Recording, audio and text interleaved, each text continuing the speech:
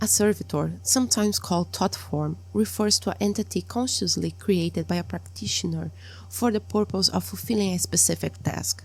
In this episode, we will explore what a servitor is and step by step how to create one, and how can you use it to enhance your magical practice.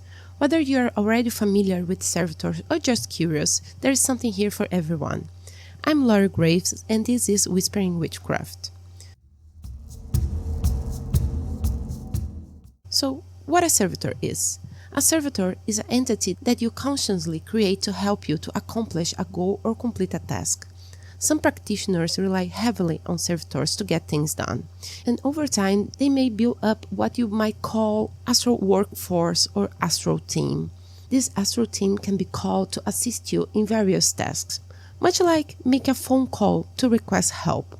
However, the creation of servitors is not for everyone. Some people find immensely useful, while others may be less interested on this form of magic. Some practitioners consider servitor to be sole creation of their own minds. Others have a different opinion, considering them a way to connect with their own mind creations with something that already exists in the astral plane. But in any case, the main point is that servitors are something that you create, rather than an already exist entity or spirit. Side note here, while thought forms have been part of various magical traditions for centuries, the name servitors hold a special place in chaos magic. My first encounter with servitors concept was not even through regular occult magical practice that you would expect. It was with a South American spiritual technique called apometry. Being very short here, apometry is a technique of projection of the soul into the spiritual world developed by Dr. José Lacerda de Azevedo in Brazil, and has the aim of healing people from health and spiritual problems. With this technique, it is possible to eliminate all kinds of spiritual problems that you can encounter, and one of them is called mentais, which can be translated as thought form. During this technique, it is possible to deactivate our own creations or creations made by other people to cause us harm. I find fascinating that even without direct connections, people from different parts of the world have developed very similar concepts of the spiritual realm. And this happened during the times when access to information was limited and ideas couldn't easily spread to internet or other means.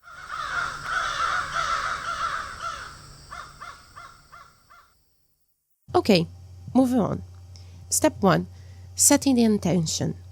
Phil Hine in his book Condensed Chaos suggests that the first step of creating a servitor is define its intention. In other words, what the purpose of this entity? What you want to do with? Hine recommends breaking down the intentions in two categories, general and specific.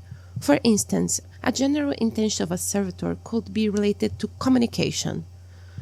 On a more specific level, you might create a servitor with the goal of helping you to overcome your social anxiety. By narrowing down the focus, you increase the chance of the servitor effectively accomplishing the task. Step 2. Associating with a theme. Once you define the servitor purpose, it's time to delve into the theme associated with the purpose. Let's say your servitor is focused on healing. Take some time to think about what healing means to you and make a list of personal and cultural associations. You might think about doctors, nurses, band-aids. All of these associations help to set a foundation for your servitor. By exploring this symbolic, you can tap into deeper layers of meaning, which helps you to feel effectiveness of your servitor. Step 3. Defining the task. Next, get specific about what you want the servitor to accomplish. Are you looking for immediate results? Or do you want to have a servitor to work over a longer period of time? Outline the goals or tasks for your servitor, as well the outcomes that you want to see. This helps to ensure that your servitor has clear understanding of its mission and can focus its energy effectively.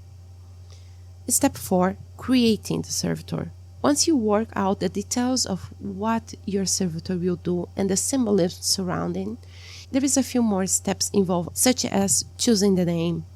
When it comes to naming a servitor, I often search for names that convey qualities that resonate with what I want my servitor to embody. The act of naming often prompts thought about the servitor appearance, which is another crucial element of the creation process.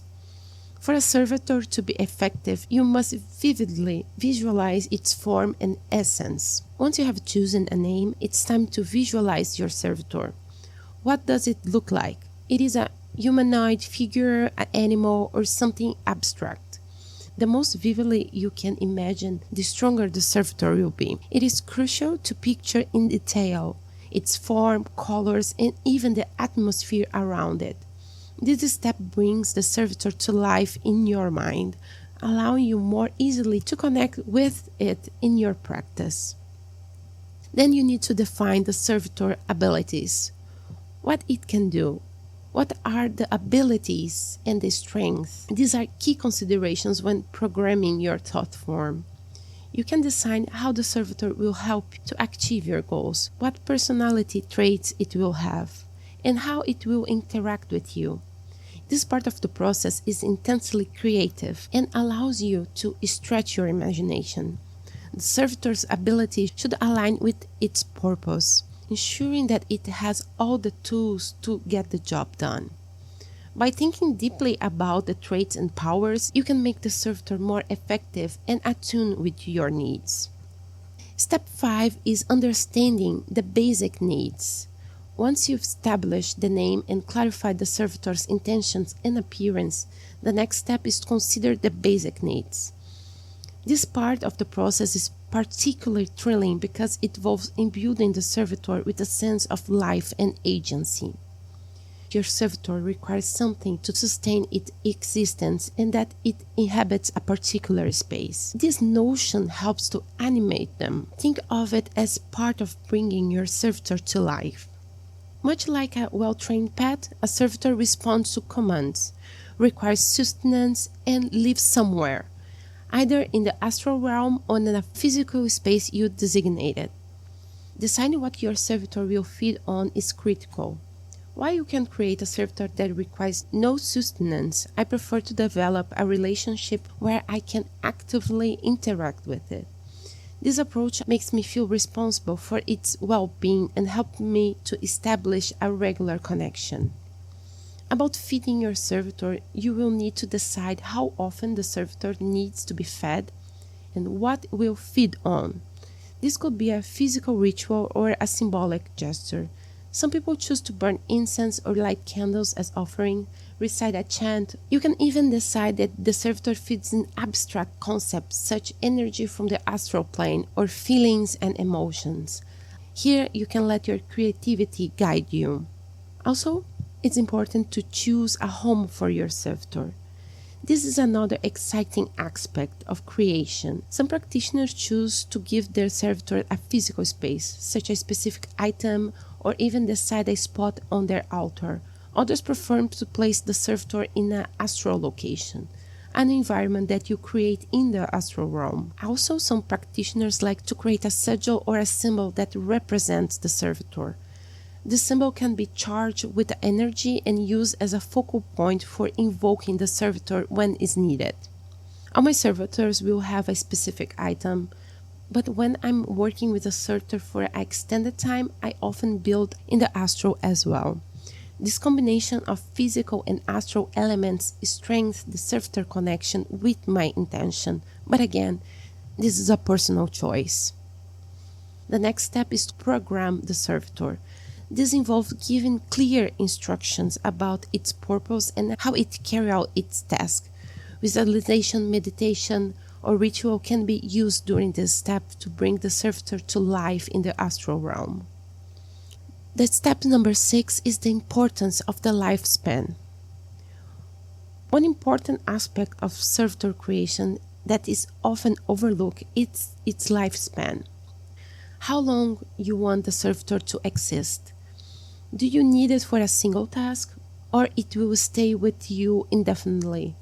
Some practitioners like to give their servitor a specific lifespan, after which the servitor energy will dissolve back to the source. I personally dislike the term lifespan. and this is why I instead divide into categories: active and retired. By active servitors, I mean these servitors remain ready for activation whenever is needed. I keep an activation code or method to summon them, making them available to perform tasks as required. Also, with my own creations, they will always receive their offerings even when they are not on duty. Retired servitors for me is those that I needed only for a short time. I set a date when I will stop engaging with them and officially inform them they are dismissed from work, so they naturally will fade into the background. Step 7, it will be about activating your servitors. To bring a servitor to life, you will typically follow activation method, similar to powering up a tool or consecration. This often involves creating a sigil. Sigil is a magical symbol infused with your intention. A sigil acts as a powerful conduit for your energy, shrouded in secrecy and meaning that only you understand. The potency of a sigil lies in the ability to encode your intentions in a way that is private and personal. So overall, the process of creating and working with servitors is a practice that blends creativity, intention, and personal connection to the magical realm. The interaction between you and your servitor is an ongoing process that can be both rewarding and enlightening. As with any magical practice, it is important to be mindful of your intentions and be respectful with the energies that you are working with. I know that today was a lot of information, so I would like to remember that you can always find a written version of the episodes on liminalrights.da. I hope you find this helpful and inspiring. If you are watching this episode on YouTube, don't forget to subscribe. I wish you all the best and see you next time. I am Laurie Graves and this was Whispering Witchcraft.